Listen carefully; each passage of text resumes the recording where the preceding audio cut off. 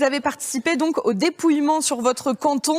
Comment ça s'est passé? Voilà, vous venez d'arriver, donc vous n'avez peut-être pas encore trop dépouillé, vous. Voilà, c'est ça. Mais en fait, je pense que le premier enseignement dont on peut tirer ce soir, c'est la participation. C'est une vraie claque à la démocratie, c'est une claque à la République. Je pense vraiment que c'est le premier enseignement qu'on peut tirer. Après, comment vous l'expliquez? De différentes manières. Mais je pense que la manière... Il ne faut pas tout remettre sur le Covid, il ne faut pas le mettre sur la fête des pères, il ne faut pas le remettre sur la non météo. Plus sur la météo. Je pense vraiment qu'il y a... la population se détourne de la vie politique de notre pays, et c'est grave, c'est très très grave. La faute à qui? Alors la faute à qui? C'est l'enseignement qu'il faut en tirer. Aujourd'hui, est-ce qu'il faut continuer à organiser des élections comme on les organisait il y a 50 ans? Je pense que non.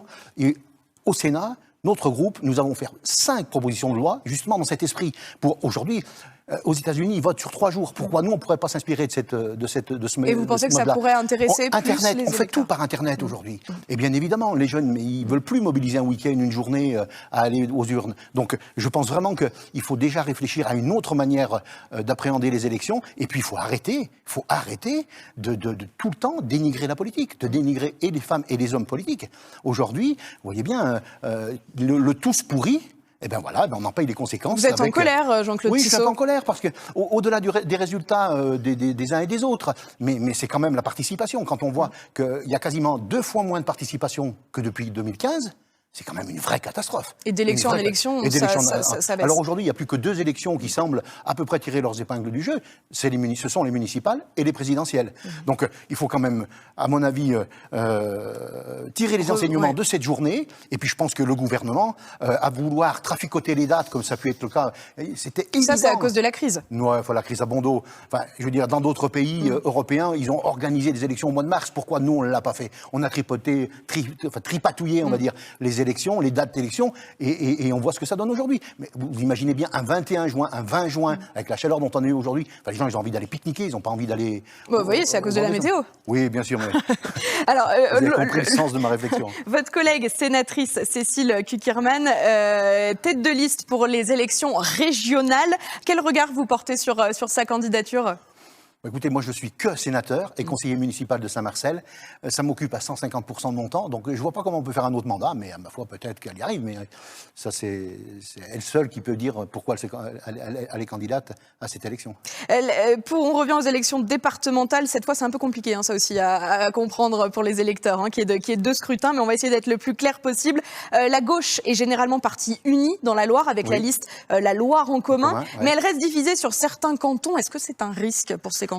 Oui, c'est un risque, c'est toujours un risque. Moi, je suis persuadé, et ça a été démontré à maintes reprises, la gauche, on gagne quand on est rassemblés. C'est tout. Après, chacun veut tirer son épingle du jeu, chacun veut exister, veut se compter, enfin l'éternel refrain. Ça aussi, c'est pareil. Ça fait 20 ans, 30 ans, 40 ans qu'on entend ce discours-là. C'est bon, c'est fini, quoi. C'est terminé. Il y a un canton à surveiller particulièrement, je le disais, c'est le canton Saint-Étienne 3, où Pierrick Courbon, le sortant, est face à Éric Berlivet, qui lui est soutenu par la majorité départementale. Ça peut basculer. On n'a pas encore les résultats d'ailleurs sur ce canton Saint-Étienne 3. Mais à ce jour, Pierrick Courbon, c'est un peu le seul candidat, le candidat naturel pour faire face à Georges Ziegler. Alors qui d'autre si Pierrick Courbon ne passe pas? Il va gagner. Pierrick va gagner. Qu'est-ce qui vous fait dire ça? Parce qu'il est implanté, il est avec Arlette Bernard, faut pas l'oublier, qui est élu depuis longtemps. Ils font un travail de terrain énorme. Donc voilà, je pense qu'il aura la prime du sortant, comme on dit, et il a démontré le travail qu'il était capable de faire. Donc j'ai aucun doute. Il a la confiance des électeurs, à votre avis, c'est ce que vous dites. Oui, et on verra le taux de participation. Je ne sais pas si vous avez les résultats. Alors le taux de participation de 20h, on ne l'a toujours pas, on peut peut-être me le confirmer, mais on ne l'a toujours pas. En tout cas, à 17h, on avait un taux de participation qui n'excédait pas les 22%. Donc ça a sans doute un petit peu augmenté, mais voilà, c'est pas ça. Comment ça s'est passé toute la journée sur votre canton au bureau de vote? Normalement, moi j'ai tenu les urnes pendant 2 heures et quelques. On a eu 20 votants sur ma commune. C'était calme, bien évidemment, c'était calme. Donc, dans les territoires ruraux, on vote bien entre 11h et midi, on va dire entre 10h et midi et demi. Et puis après, c'était au fil de l'eau, c'était très calme, vraiment. Et avant ces élections, vous êtes allé les chercher, les électeurs? Est-ce que vous avez essayé, vous, d'aller les rencontrer? Oui, bien évidemment, dans cette campagne électorale, bien sûr. Mais on était quand même, pour le coup, pénalisés par les règles que nous imposait la crise du Covid. Donc, pas de meeting, pas de réunion publique, compliqué de faire des marchés. Donc, moi, je suis persuadé, moi, je fais de la politique pour changer la vie des gens et puis parce que je souhaite faire adhérer les gens à mes idées. Et si on peut pas aller les convaincre, si on peut pas aller les rencontrer, c'est compliqué, quoi. On a quelques résultats, on va pouvoir les afficher, notamment le Coteau. On a les résultats du Coteau, donc le canton numéro 4. Parfait, ça tombe bien. Tout à fait. Regardez, on va pouvoir afficher donc le canton numéro 4, le Coteau, où il y avait donc 3 listes, qui se battaient pour le département. Nadine Simon et Claude Maurice, 17%, Hélène Lélavergne et Luc Dotto, 23%, Véronique Chavreau et Daniel Fréchet, 58%. Tenez, c'est votre canton, Jean-Claude Tissot. Qu'est-ce qu'on peut dire de ces résultats? No comment, c'est-à-dire que Véronique Chavreau, Daniel Fréchet sortant, et voilà, c'est la prime au sortant. Ils sont connus, et c'est dommage que Luc Dotto et Hélène Lélavergne n'aient pas pu rencontrer les gens. C'est ce que je vous disais, donc c'était nos candidats, des bons candidats, et Luc Dotto est élu premier adjoint à Neulise. Il n'a pas pu, et on échangeait encore il y a peu, il n'a pas pu aller échanger avec les gens, et c'est la démonstration, c'est tout à fait ce que je vous dis, c'est-à-dire que... On a aussi le canton de Feurs, les résultats sur Feurs qui sont arrivés, on va pouvoir les afficher. Donc Feurs, où là aussi il y a 3 listes, Marianne Darfeuille et Pierre Véricel, 54%, ouais. Claudine Géane et Yann Ronzon, 25%, Jacqueline Lablanche et Pierre Bruno, 20%. Là aussi, c'est encore le binôme sortant. Majorité absolue, bien sûr, oui. J'ai vu le canton de Boin aussi. Le scénario se répète. On va continuer avec le Pilat. Après, on ira rejoindre Anthony Verpillon, qui doit être toujours à l'hôtel de ville de Saint-Étienne.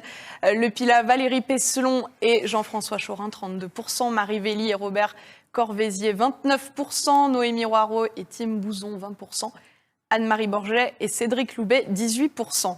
Là aussi, un avis, Jean-Claude Tissot. Une petite prime au sortant, sachant que Valérie Pesselon est la seule au sortant, puisque son binôme était Georges Bonnard, et donc lui, il ne s'est pas représenté, donc voilà, c'est peut-être un peu moins flagrant, mais quand même, malgré tout, mais il y a quand même la liste de Marie Vély et de Robert Corvoisier ont fait un beau résultat, donc là, on va peut-être attendre le deuxième tour avec il y aura un suspense sur le deuxième tour. Ah oui, de toute façon, on le dit bien, c'est difficile encore de dire qui passe au deuxième tour. On le saura plus tard dans la soirée. On a le canton de Renaison aussi les résultats viennent d'arriver sur Renaison. Renaison avec Huguette Burlier et Antoine Vermorel-Marquez, 50%, Christine Araneo et Michel Savatier, 32%, Jocelyne Delia et Michel Lucas, 16%. C'est dans votre coin, ça aussi, dans le nord du département. C'était le canton de Jean Bartholin et de Violette Auberger. Donc, ils étaient sortants, aucun des deux ne se représentait. C'était Christine Araneo et Michel Savatier qui étaient pour nous, on va dire, pour une liste de gauche. 32%, c'est pas si mal. Et 50% pour l'équipe de droite. Donc, on verra au deuxième tour. Merci beaucoup, Jean-Claude Tissot, de nous avoir accompagnés un petit moment. On va reparler.